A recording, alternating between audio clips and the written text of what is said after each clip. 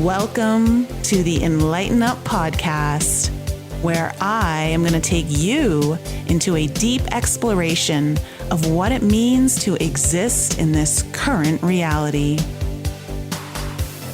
We are going to raise your vibes, open your mind, expand your heart, and dive deep into the wondrous mysteries and possibilities of this lifetime. There's been a spiritual catalyst that has set in motion the awakening process of many across the globe to return to the knowingness of self and unite what has been separated. Together, we're going to bring light into that darkness. We're going to remember the joy of living.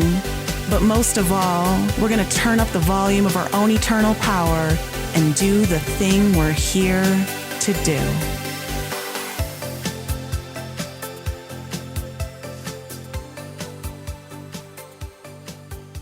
Hi, everyone. Welcome back to the Enlighten Up podcast. And today I have a very special episode for you. I'm super excited to get into all of the details here with my two guests, Gregory and Gail Hoag. And Gregory is a scientist and leading expert on sacred geometry.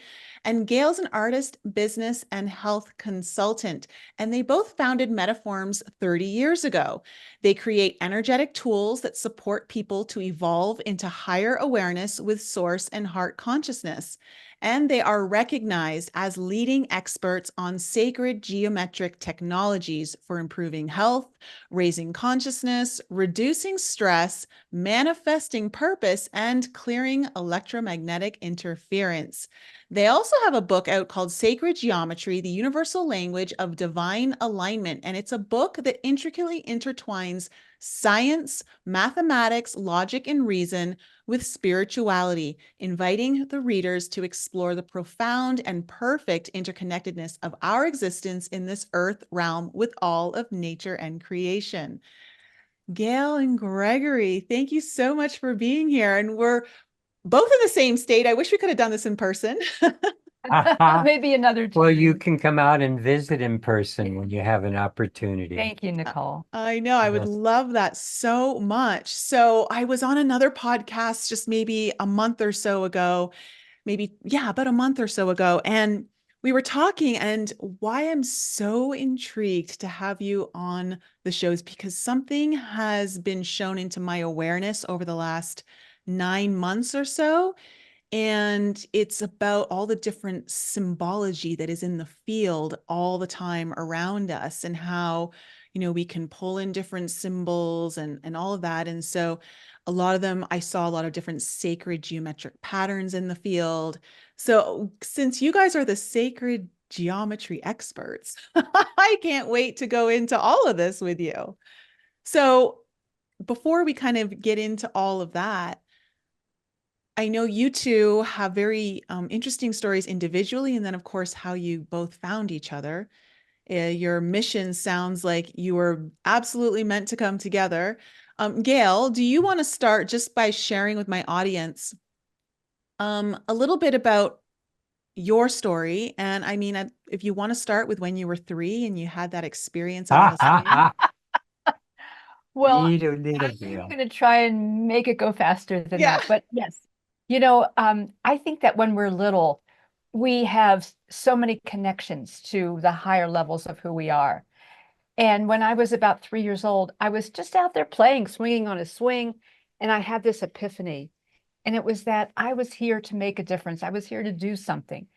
Now, I didn't know what that was, but I was elevated by it. I thought, well, this is great. I was so excited. I ran into the kitchen, told my mother, and she went, "Oh, that's nice, dear." But what came out of that was that at that moment, I hadn't been given a middle name. And I decided then that I wanted my middle name to be Joy. So I thought that was kind of a fun thing that came from that as well. And so, I always felt that I was somewhat different. I imagine that you and a lot of your listeners can relate to that. And I explored a lot of my life as an artist. I did have a near-death experience in my late teens. And that exposed me to a whole nother level of who we are, that we are much more than just this physical body. And, I had had a lot of fear of death before that. But when I was going down that tunnel and I all of a sudden recognized that I was leaving my body, I also heard deeply that I had a choice. And at that moment, I thought to myself, you know, I have more to do here than that. And I remember pulling myself back with all my energy back into my body. And after that, started healing and kind of moved on. And it stuck with me. You know, when you have profound experiences like that, they shape you. So, as an artist, I would be looking around in nature, wanting to understand universe. And it was so interesting that, you know, I could see the way universe was created. It was phenomenal. And I wanted to understand. I got deeply into the work of Buckminster Fuller, who was the brilliant genius who he was the one who did the geodesic dome, talked about synergy. He talked about tetrahedrons. So he was, in a lot of ways, a big entry point for me into geometry and how geometry was so profound in its importance with how energy comes in, and then it comes in a structure. And geometry shows us how that happens. It actually is the construct for so much. So when Fuller passed away in the early to mid 80s, I loved his work. I had actually experienced him lecture one time in Washington, D.C. And at that time in my life, I was also starting to open myself up as a channel. And so knowing that when someone passes on, the consciousness doesn't just dissolve, it becomes part of the whole. So I put that out. I asked and said, you know, if you're willing to teach me more, I would love to have you share and you know, just connect with me with that magnificent understanding and consciousness that you held in that lifetime. And so after a few meditations and asking, I saw him. I saw him come into me. And I started getting all these lessons, and the lessons were more and more mathematical and scientific, and that was not my background. And so at that point, I said, whoa, because I'm practical. I like to do things with what these gifts are. And I said, you know, either slow this down or bring me someone that I can do something with this about. And it was probably within the next couple weeks that I met Gregory, and I had just shipped my paintings from New York to, I was living in Boulder, Colorado, and shipped it to a place where I was setting up a little studio. A friend of mine had purchased a house. She was renovating it, and she said, hey, use one of the rooms that we're renovating until I'm ready for it. And it turned out Gregory had sold her that house. And we met where he was carrying a box of these geometries. And they were all these different tetrahedrons. And I looked at it and I said, oh, do you know the work of Buckminster Fuller? And he said, nope, never heard of him. And I said, well, you need to. And so from there, I launched into the connection with Fuller. And that really was, you know, kind of the beginning. That's what ignited our relationship. And that was in 1985. So we're talking, you know, 39 years ago. And from there, we just really got that we had work to do together. I just knew that in my heart and soul. And we met in, let's see, we met in the end of May, early June, and we were married in November of that year. So everything was kind of moving in a very speeded up path. And so Well, yeah, that's there, how the energy likes to move when everything's really aligned. isn't that fun? It really is.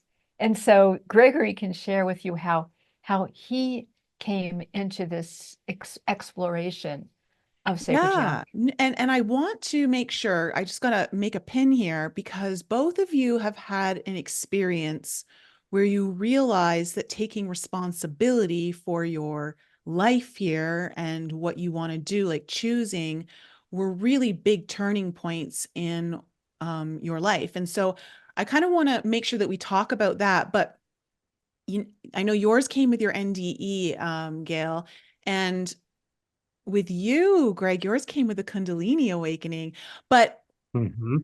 I also find it fascinating that you remember specifically timing your birth to get the exact energetic imprint in the sky of like the Libra and the Leo and the Scorpio and not having any oppositions and squares. And I love astrology.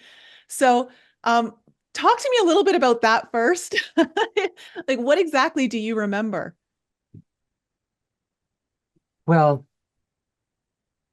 it was really after my Kundalini awakening that my life began to spread out in terms of understanding previous lives, future lives, other people that I could recognize from other lives.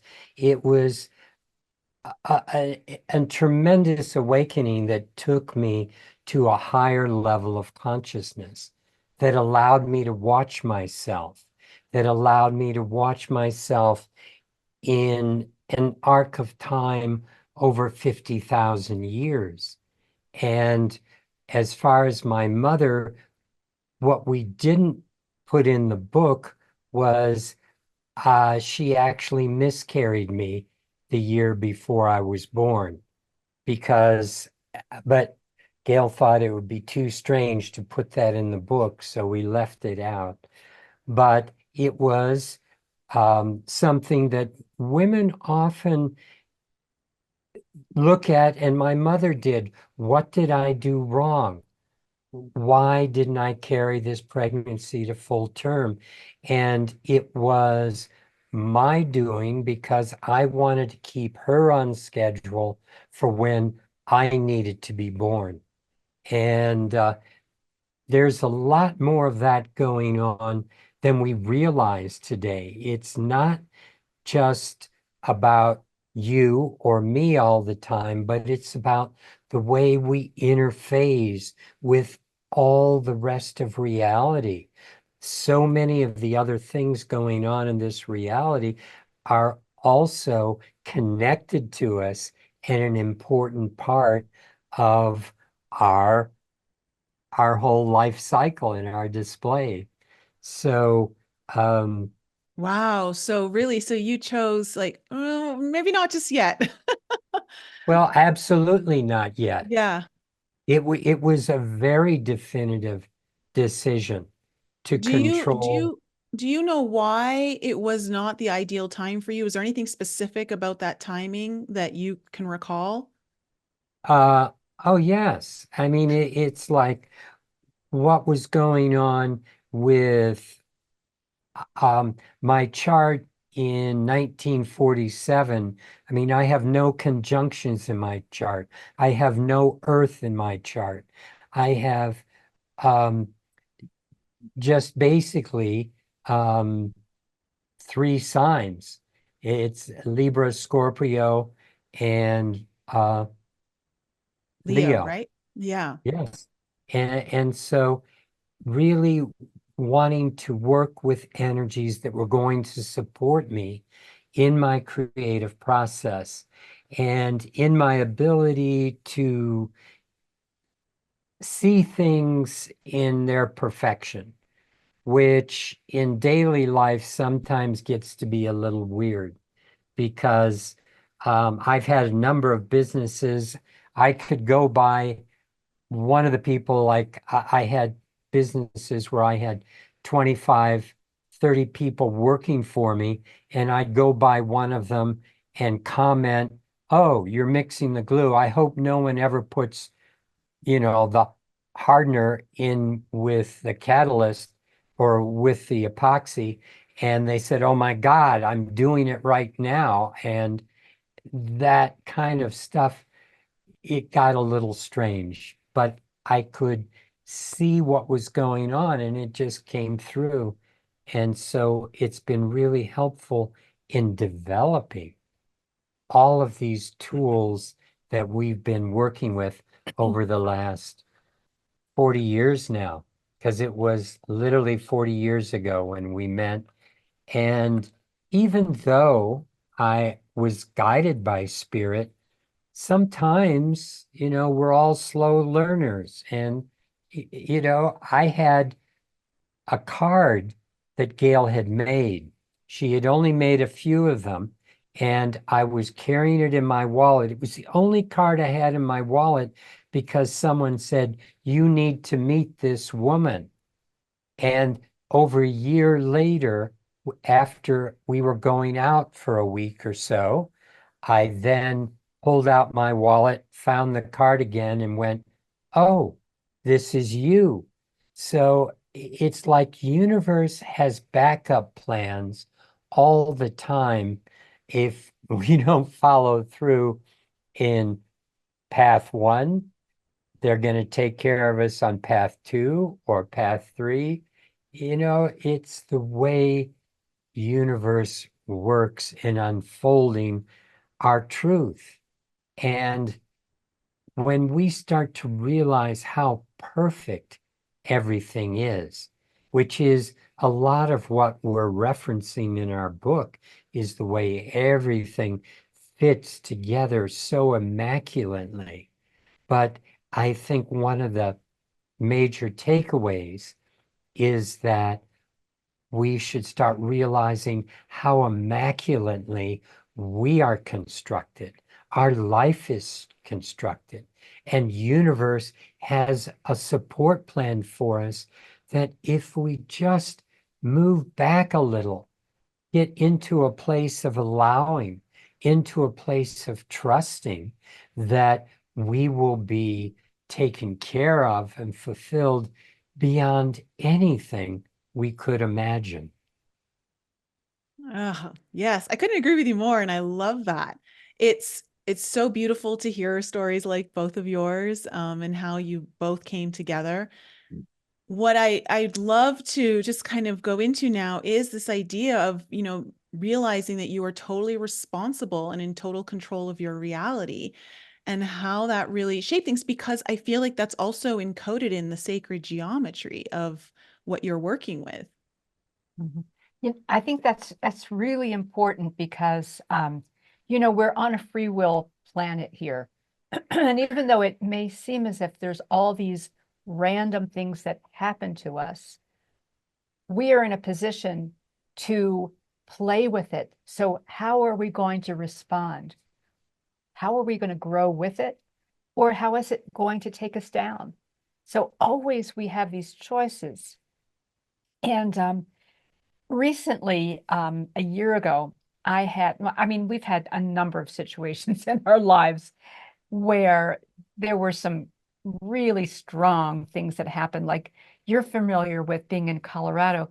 Back in, it's 11 years ago now, there was huge flooding, and Lyons particularly was hit really hard. And where we live, we live in a place where we were over a football field away from a river that had stopped running because we had been in a drought.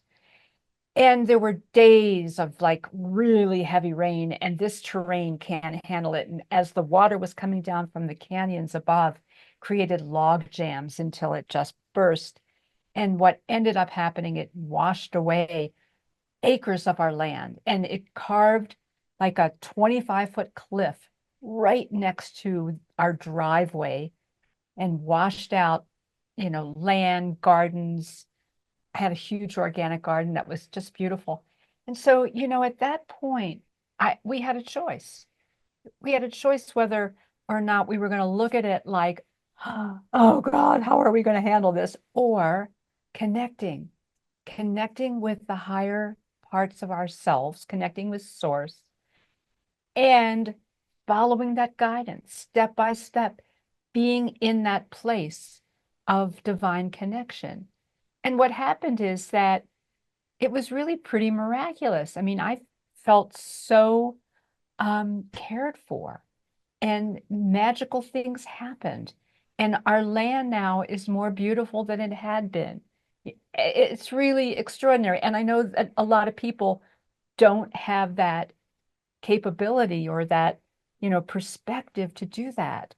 A year ago, I had a very significant fall that landed me in the ICU for 7 days, and spinal cord surgery and all kinds of stuff. And a year ago, the only way that I could walk was with a walker.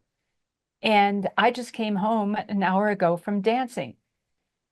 And that's choice. That was a choice every single moment to look at what are the things that I will do to get myself back functioning the way I want my life to function.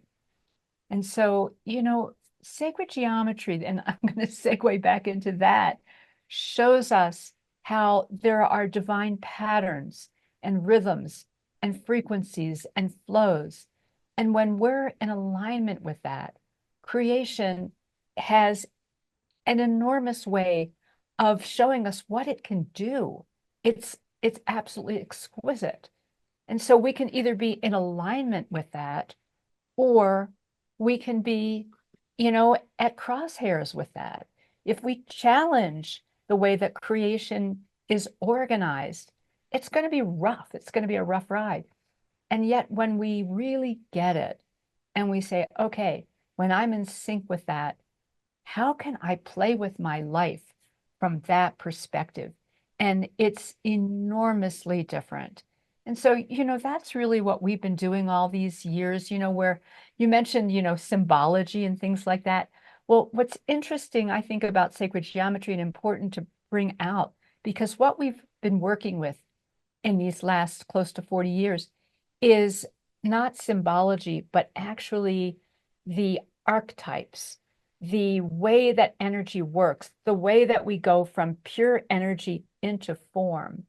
And that is an energetic relationship that when we're in sync with that, when we work with it, then we have a tool that gives us enormous opportunity in our lives.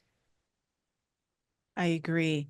It's was something I've also recently, even just this year, have realized that, I came up against a situation where I could have easily just gone into more like a victim mentality and saying, why is this happening to me? And oh my gosh, like what am I doing wrong? And all of these kinds of things. And I'd be lying if I said I didn't go there for a moment, definitely went there for a moment, but then I'm like, no, this is happening because it's trying to show me that everything that I've been wanting to create is coming through, but this has to be gone now. Like I have to let this go so this now can be created. And it was propelling me to keep moving in that direction, but it was doing it in a way that I was certainly uncomfortable with, but I think I needed to be uncomfortable to make that dramatic shift. And now that I'm kind of beyond that, I can see exactly why it had happened, and it makes so much sense now. So being able to have that ability to and the perspective to see that, again, you are responsible for your reality, and sometimes the things that we are now co-creating, we don't realize that, well, other things now have to become maybe formless and be let go so that the other forms can take place. Exactly. It's such an important thing to recognize that. And we don't have to do it right away. Like we all get caught in these kinds of traps, but it's nice to be able to step back enough, which is a lot of what we're doing with our tools, is helping people move to a higher perspective so you can catch it a little bit sooner, and get into the space of allowing. And because it's like co-creating our life. I mean, there's so much truth to that, but we often fall into this trap where our ego is saying, I really would be happy when my significant other shows up. I really would be happy with a new car. When we get more money, all of these things that we're wanting get in the way of really giving us what we need. And, it's not always good to be in that space of thinking, I want more money. How come I'm not getting it? And why isn't universe supporting me? But it's like you said, at the time, we often don't recognize what our next step needs to be to take us deeper into that relationship with the divine, that relationship with more love, more consciousness in our life. And if we are able to step back and just look at what's going on, and retrospect is really good for all of us. We can go and say, oh, yeah, now I see why I went through that. And if we can be a little more immediate in that recognition and be in a space where we are a little more into the allowing, accepting, and then really going for it from that perspective, it's a much nicer way to live life than, as you said, being a victim and why am I going through this pain right now? And the truth is, everybody is going through so much right now because these are the shifts that are happening on our planet. Stuff's up inside each one of us and around each one of us. And if we think anyone is getting away with anything, if we were to live their life for just a short while, we'd realize, no, I don't want to switch out with anyone. Yeah. I'm going to keep working on my path. No, exactly. And I mean, could you even I mean, we're talking about it right now, but there's this statement in the book that you say, I deeply experience the realization that when I am united with Source and everything is coming from me, I am totally responsible for and in total control of my reality. There is nothing in universe that can victimize me because I am universe in expression. And I believe this was while you were on a tree. I think you were walking across a horizontal tree and your friends were trying to shake it into get you in the water. That I think that's a very important, profound statement that is so important for us to remember and always come back home to. Yeah, it was when I was walking with a few friends, and this now, gosh, it was in 73. So that long ago, it's about 50 years ago. And it was a tree about this big around that was sticking out at an oblique angle over a stream, and it had been cut off on the end.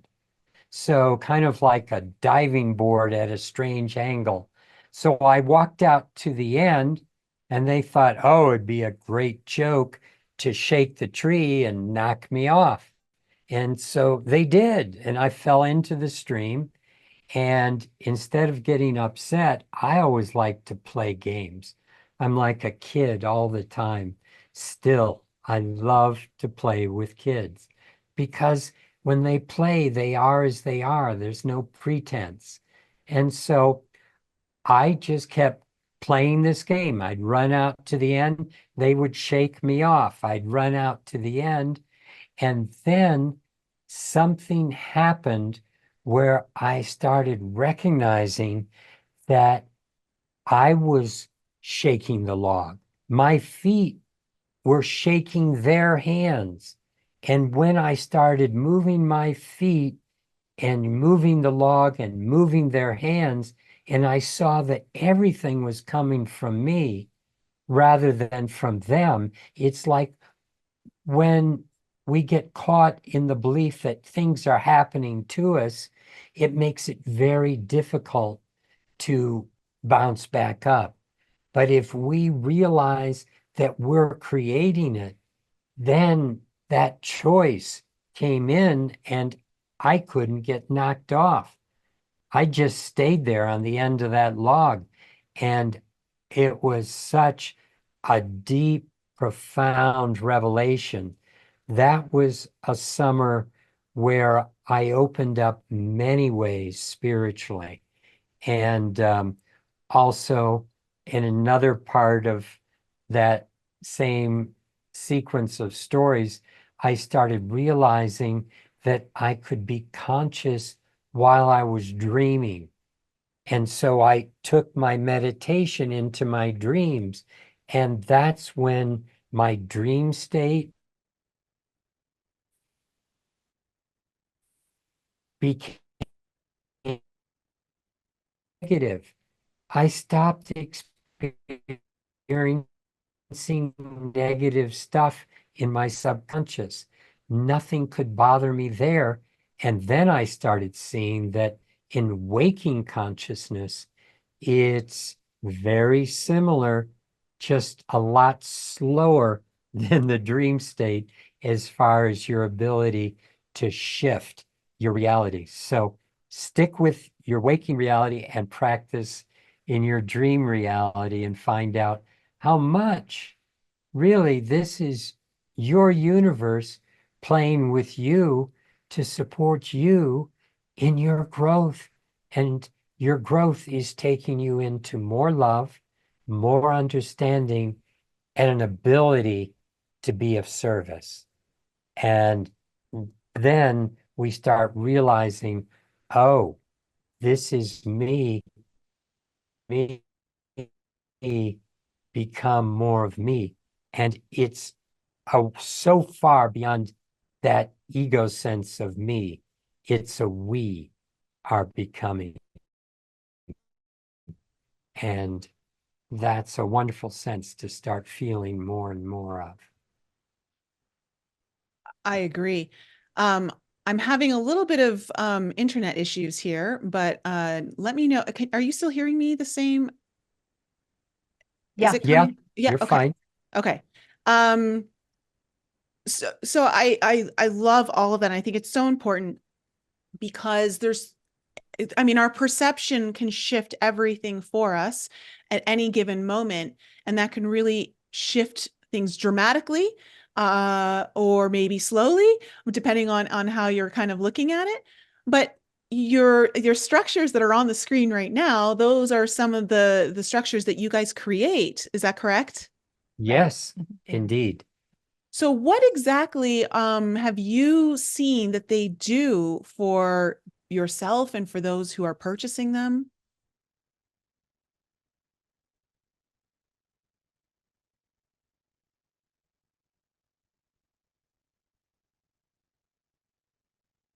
Oh, second here. Nicole? Okay, you were freezing there. Oop.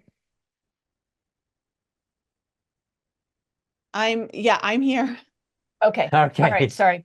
So the pendants that we're both wearing are not only displaying different geometries on the surface, but within, they're like two little clamshells that come together. And inside of that, there are all these different antenna systems and different kinds of everything from gems to rare earth metals to different spirals and all kinds of things, special crystals that are all part of creating an opportunity for us to stay on our center, to stay connected. And when we're connected, then we are easily able to be the multidimensional beings that we truly are and not be so distracted from everything that, can happen in our lives that wants to take our attention. We are, the physical realm is such a minor part of this whole energy spectrum. And yet, that's where we spend so much of our focus, so much attention is dedicated to what's going on in this physical realm. So when we can incorporate ways of staying connected into those higher dimensional realms, then we've got so much that we can deal with. The power of that is very, very significant. So, we have things like dependent that we've seen people whose relationships have become so much better because they're not taking themselves so personally anymore. They're connected to more of who they are. They take that breath so that they're not in reaction. They can actually be more centered so that the love can really come through in a more harmonious way. I remember when I first put the pendant on, one of the things that happened for me, and this was quite a number of years ago, I had always been a procrastinator. And I put the pendant on, and all of a sudden I realized, whoa, I am not procrastinating, because something happened where my purpose was more in the front and center of my life, so that I did what was important in relationship to my purpose. Things like prosperity issues. There was a woman that she'd been working on, she was a real estate agent. She'd been working on a big deal for like over a year, and it just had not come through. Things were just stalled. She got the pendant, and within a week, everything came together and it all got resolved. And she was able to move on with that.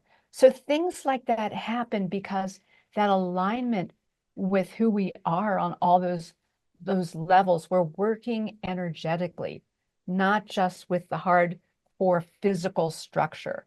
And so there's so much that happens with that. Intuition just absolutely can take off, because that's part of the higher levels of who we are. So all those things become significant. Yeah. Yeah. So let me ask you both this. So one of the things that I've seen, and this was during a mushroom journey, is, again, I was able just to see everything that was in the field around me. A lot of it was sacred geometry. Some of it was symbols, cuneiform, hieroglyphs, like all different kinds of things.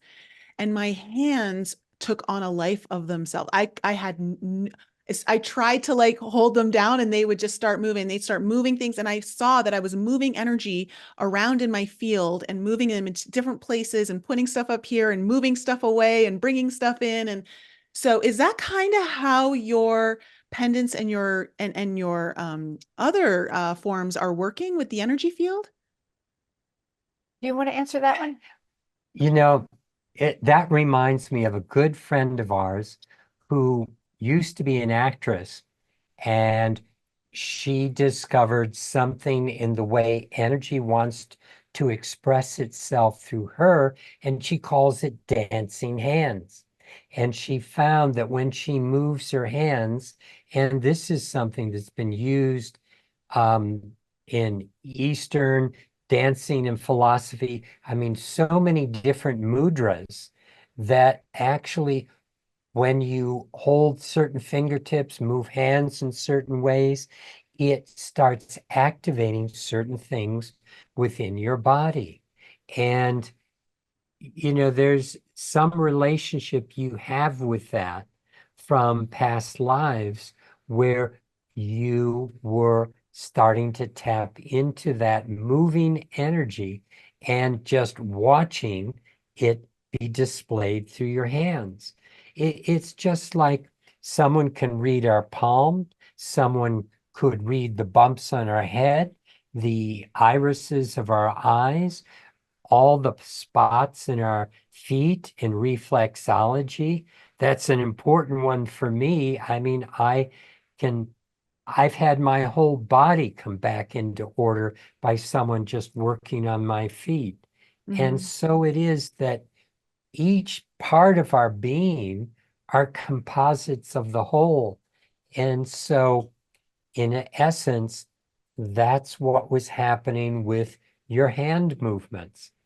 But let me share something else in the way creation follows these patterns, where you can see from the nautilus shell what's going on with the broccoli up to actually a galaxy. They're all following particular logarithmic spirals that relate to the way our body is created.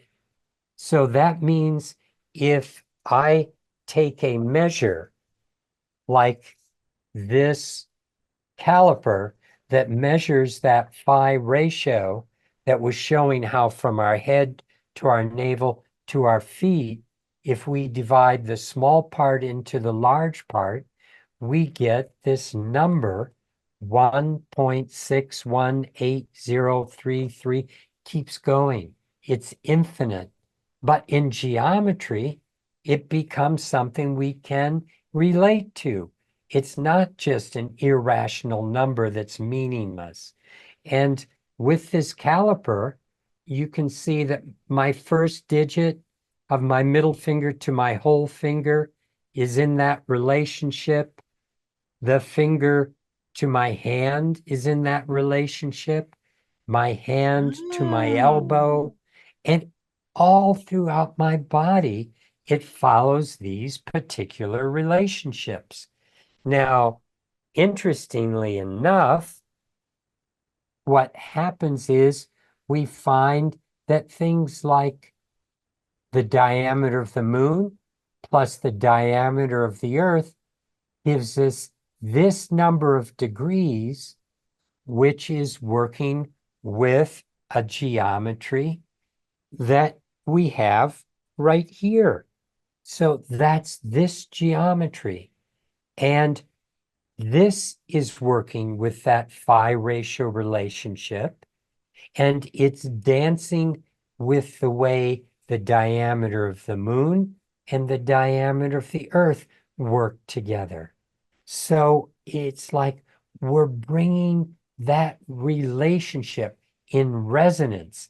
That means it's like a C tuning fork, that when you play a C tone, that tuning fork starts to vibrate.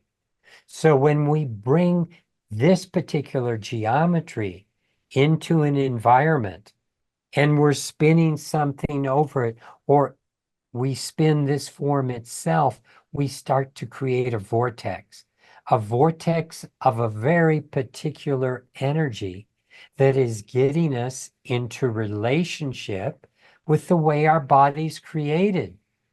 Every aspect, right down to the DNA itself, because it follows these patterns.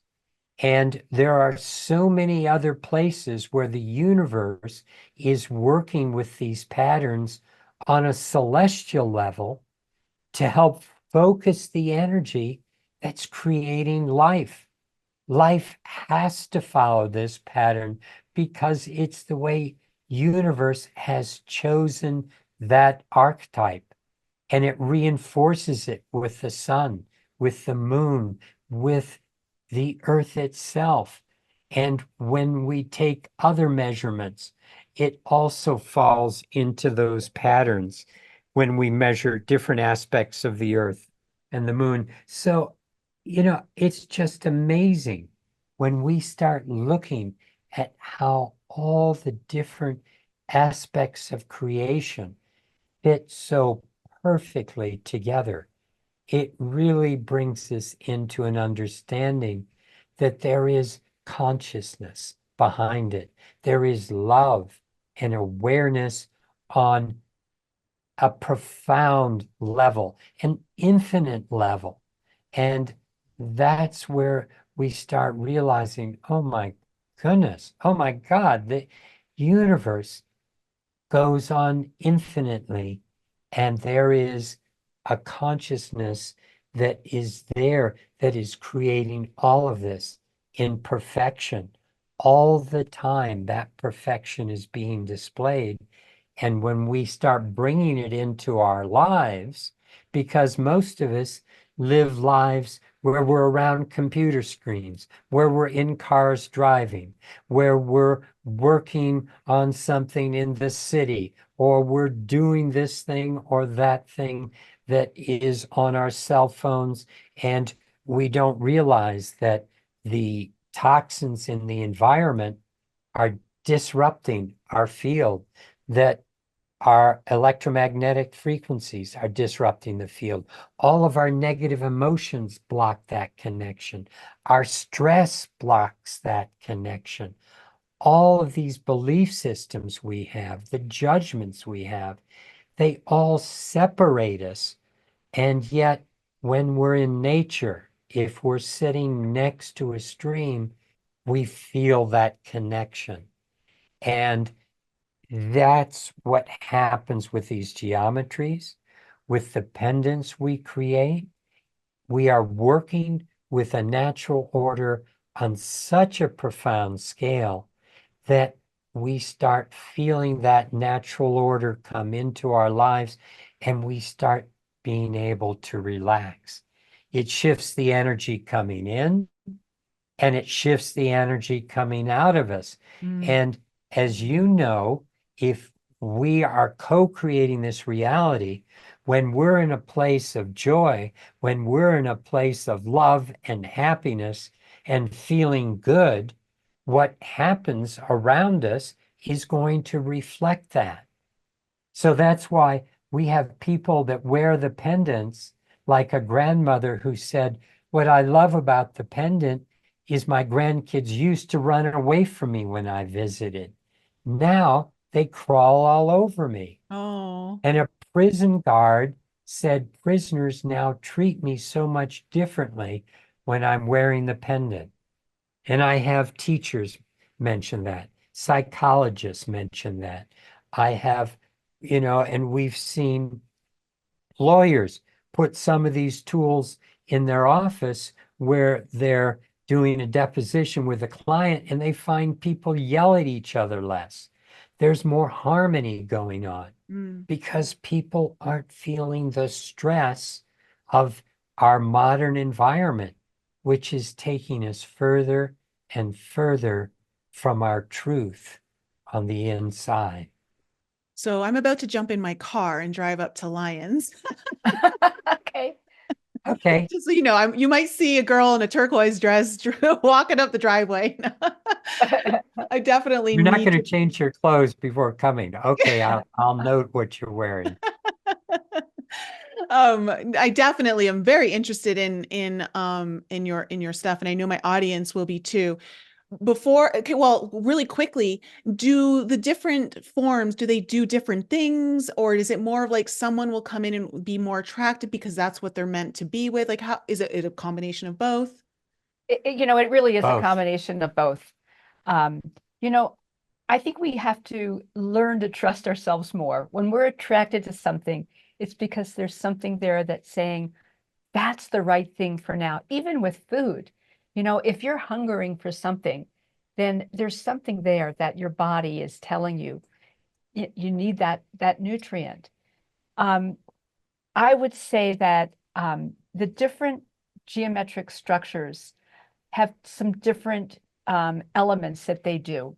Like one of the things that you don't see right here, right now, that is a wonderful structure that we have downstairs is called the 5G solution. And a lot of people have been concerned about how all that electromagnetic stuff that's out there is impacting us in ways that is not the best. And here's one thing that happened so that it was really strong for me. When we had the flood 11 years ago, it knocked out our electricity, and we don't get cell phone service out here anyhow because we're out in a rural area. And so the life here was so quiet. It was so beautiful. It wasn't being impinged by all this chatter, all this stuff. And when everything went back on again, it was like, woo, it felt like my circuits were being fried the first time that we drove out and we were kind of into civilization again. I kind of felt like, I need something to just sort of like help me be centered. And so we created this 5G solution. And when we turned it on, and I wasn't expecting this, but we turned it on and I thought, whoa, this is what it felt like. This is, and you can see a picture of it there. Yep. This is what it felt like when we didn't have all this stuff going on. Now we can't um, stop these 5Gs from getting to us. I mean, because then we wouldn't be able to do what we're doing right now. We wouldn't be able to use our cell phones, any of that. But here's the distinction. We can create such a strong connection that frequency doesn't make such a difference to us. Because the problem isn't necessarily that 5G in and of itself is harmful. It's that there's too much of it and it's blocking out the other parts of the spectrum. So that when we can up our opportunity to connect to those other aspects, then we stay in balance. And that's what's really important. So we have geometries like that. We have, like Gregory mentioned, the sphere of health. That's a beautiful one that people can work with some of the healing challenges that they're having. We've got a beautiful one called the Divine Integrator. And we're finding that that's been so powerful for people who have certain energy blockages that are not fully able to allow the energy to flow because there's something going on that's a constriction or obstruction to that. And we just had someone at our home recently who was having a really hard time. She had recently moved from California to Colorado, and she was just feeling like, I don't belong here. This isn't working. And Gregory tuned in. It turned out that what he noticed was there was a constriction around her throat chakra. And as a result, it wasn't allowing that energy to flow. He gave her that divine integrator just to hold at her throat chakra. And within minutes, the energy started to move. And she felt and looked so different after that. It was just really amazing. So we have things like that. We have other forms that help with just bringing in more of the angelic energies. So different geometries have aspects that work with different qualities of where that energy can take us. It's something that I think is really undervalued because it's so hard. You can't see it, right? Our physical eyes, we can't see it. So, I mean, very much a lot of people in my audience are very attuned to energies, and a lot of them are very empathic. Some of them can actually see some of the energies in the field. Before we go, because I know I've only got you for a little bit longer, I want to touch on something that I'd love your insight into. So we have the upcoming Lion's Gate, which, you know, the 8/8 portal, and I know the gate usually opens around the 26th of July, which is just tomorrow because we're recording on the 25th. I have looked at the astrology of the 8/8 day, and there is a kite formation, which kite formations in the sky kind of form a Tesla energy. It brings in the 369.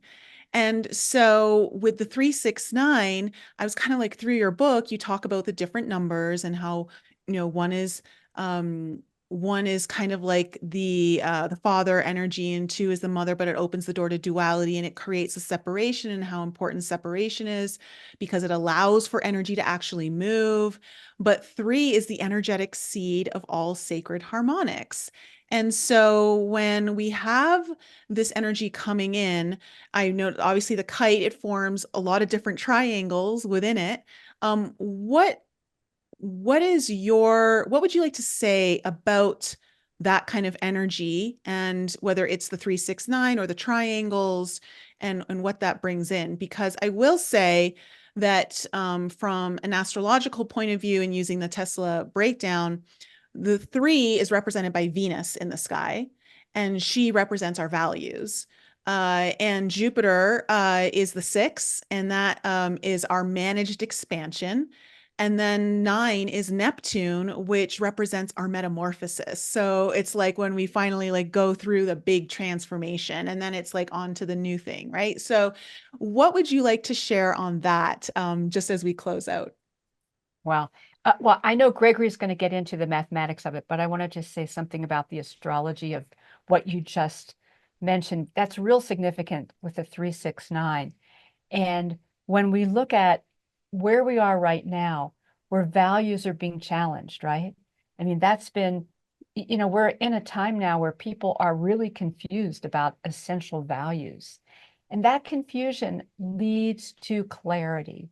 You know, when we have something that creates stress, we have an opportunity to go into it and really determine what is it there that has that value. So you've got that. We're moving into this amazing time of expansion. We are expanding who we are, what our lives can be, the opportunity for transformation, that Neptunian energy is so enormous. And I know Uranus is playing around with all this kind of stuff too. And so it's so keyed in to us being able to bring these elements together. And the beginning point truly is those values that's held by Venus. So with that, I'm going to let Gregory talk about the numbers, because he's really gone deep into those. Oh, I don't know if I can add that much, but Neptune is actually combust my sun in Libra. So, I mean, that means they sit within a few seconds of each other. And as you were saying, people refer to the 369, they bring Tesla into that equation because he talked about, and we quoted that in our book, if we only understood the importance of 3, 6, and 9, we would understand so much of how the universe operates. And the truth is that 6 is 3 plus 3, and 9 is the 3 squared. So all of it comes back to 3. It is such a creative number. And so that's the nature, I think, of this kite, is the creative impulse and the potential for writing the change that's being offered, because that energy is there. And if we recognize it, we can ride with it, we can go with it, rather than feeling buffeted by it. It's the difference between recognition of the opportunity, and the other aspect is watching from a place where, oh my God, what was that? I missed it. And so I think that's the biggest aspect of what's going on right now, is we are all going through such tremendous change. And this is an opportunity to be in our heart and enjoy it and go with it and discover. Sometimes things happen and we miss it because we're not staying open to being like a little child, where we can just allow for that discovery to present itself and recognize it. But if we aren't open to the potential to recognize it, it can slip by. Does that make sense? No, it really does. And there's just something I feel like with this particular Lion's Gate and this the energies that you've just shared and all of that it brings in such, well, I mean, you talk about how the triangles are the strongest form, right? Like nothing can change the triangle. And with all of these triangles sitting in the sky, and it's all pointing, they're actually all pointing to Neptune, because the moon will be opposite Neptune, creating that kite. It really, and then of course, the moon really represents a lot of our intuition, and our feminine energy. But it's also creating a very spiritual awakening with all the planets that are involved in this particular one. It's a very deep, deep spiritual awakening. And I know that mid-August, we have a very, I don't want to say troubling astrological dance in the sky, but I think there's going to be some clashing energy. Let's just say that. And I think that in a way, this formation prior to that it's not that it's preparing. I do believe there's a preparation for it, but there's also, I think there is going to be some sort of transformation that each and every one of us, it could be catalyzing around that time, or there's like a seed that's planted around that time, some sort of initiation that is going to maybe allow itself to expand, be understood more, and be utilized as we move through more challenging experiences. And that's what I think also the great thing about our challenging experiences is, like, when you needed a walker, you had a fall, or, we have these opportunities to rise above it, to find the potential, to find the opportunity, as you just said, Greg. Exactly. And, I'm really glad that we've had the conversation the way we have, because, I think we're aware that with transformation, with birth, rebirth, whatever, there's always that moment of, it's like, what's really going to happen? There's a symbol in Chinese that's calligraphy. Well, yeah, it's not quite calligraphy, but the character. And it's representing that you have challenge and opportunity together. And that's what's really important, that when we come to this, like with the Lion's Gate, the essential, like Gregory was saying, the 3 is so essential, because the 6 is 3 plus 3. The 9, that completion number, is 3 squared. And what that 3 is holding in the Lion's Gate are our values, our essence, our beingness, our connectedness, our oneness. And so when we really hold that, then as we go through these catalytic experiences, we can go through knowing that everything's okay. When we had that huge flood, I knew in my being that everything was okay, no matter what happened, whether we lost our home or we didn't. I knew that everything was okay. And when I had this really rough accident a year ago, I felt like I was being held in divine embrace the whole time. It's like my consciousness slowed down, and I felt like I was in this whole different experience. And because I was holding that energy, the people that were drawn in around me radiated that back to me. So I was treated with, real high quality care and compassion, and got the things that I needed to have happen. And actually, just like within the last week, I had my last x-ray with my neurosurgeon to just check in and see how the bones in my neck were looking. And she looked at it and she went, "This is phenomenal. There is the bone growth around where I have like titanium hardware back in my spine." She said, "The bone growth is awesome." She said, "I don't say that easily. Now, I'm a 74-year-old woman with osteoporosis, and that is not what would normally happen."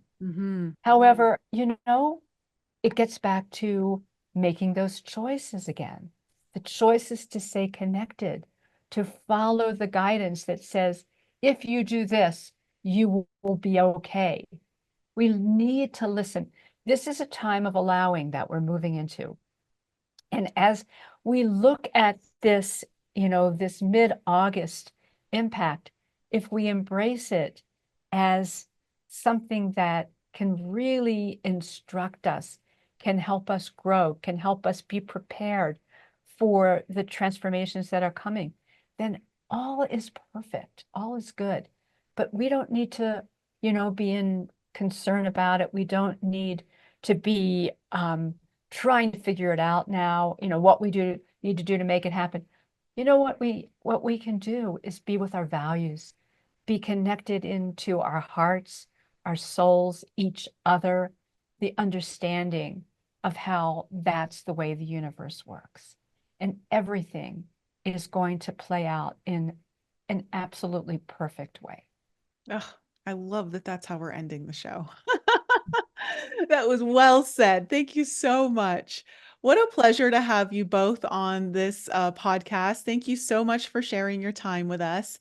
Can you please? You're welcome. Thank you, Nicole. Thank you. And do come visit us. Let's make a date. Yes, no, we definitely will. Please let my audience know where they can find you, get your book, and maybe purchase some of your pendants or the bigger structures. Wonderful. Okay, so I think Gregory, can you put up, there we go. Oh, now you need to just get that frame on there. Our website is iconnecttoall.com. The letter I, the word connect, the number 2, all, all.com. And if you put /chapter, then you'll get to a page where we'll give you a free chapter of the first chapter in our book, which is about consciousness. What is consciousness? So we'd love to invite you to check that out. And on that website, you can learn so much about us. You can go to under the tab shop. You'll be able to then pull down different pages that show you the different geometries, these different tools that we create. We also have a wonderful YouTube channel, Sacred Geometry Tools, lots of things that we've posted on there where we've talked about sacred geometry and had classes and all kinds of things. So we invite you to check us out. Well, definitely leave your links in the show notes and below the video on YouTube. So, and if you were listening to this while you were driving your car, you may want to go watch it on Spotify or YouTube because you get to see all the images that they showed and things might make a little more sense. So definitely check out the video option if you can. Gail and Greg, such a pleasure to have you here with me. Thank you to my audience. I love you very much, and I will see you guys next time. Thanks again for joining me for another show on the Enlighten Up podcast. I love you guys so much for all of your continued support. So remember to raise your vibe, find your tribe, and be open to the infinite possibilities held in the mysteries that surround us all. Thanks again for sharing the show with your family and friends. And if you're new to the show and you need to find out more information about me, please head on over to my website, NicoleFrolick.com, where you can join my newsletter. And please follow me on Instagram, Telegram, and YouTube. Keep your light bright, and I'll see you next week.